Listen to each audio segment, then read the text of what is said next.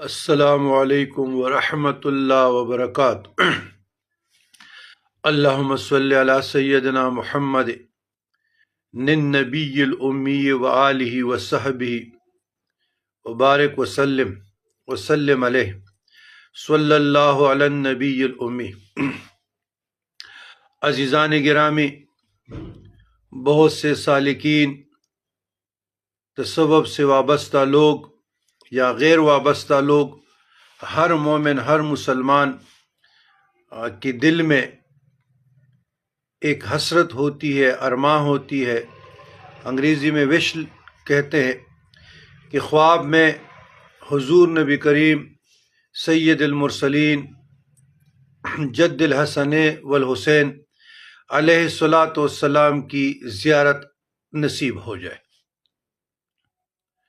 ہمارے بزرگان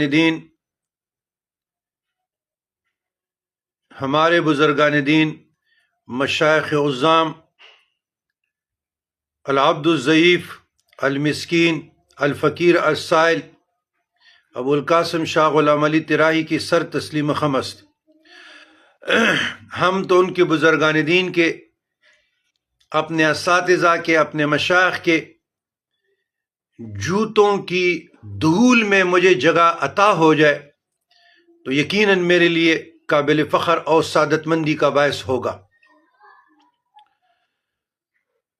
درود شریف کی سب سے زیادہ لذیذ شیرین تر خاصیت یہ ہے کہ درود شریف کی بدولت آقائے کریم جد الحسن والحسین رسول کریم صلی اللہ علیہ وسلم کی زیارت خواب میں نصیب ہوتی ہے۔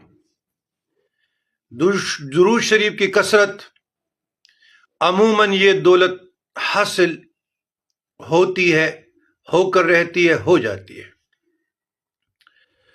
اور بعض درودوں کو بالخصوص بزرگان دین نے، ہمارے اسلاف نے، ہمارے مشائخ نے آزمایا ہے، ان کے تجربات میں ہے، ان کے مشاہدات میں ہے، تب یہ دولت عظیمہ ہمارے سینوں میں پیوست اور ضم ہو چکی ہے۔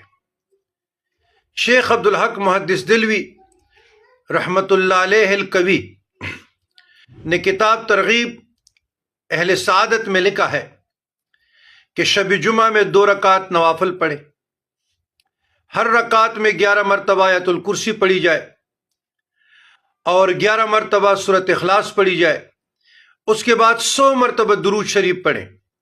انشاءاللہ 3 جمعے نہیں گزریں گے کہ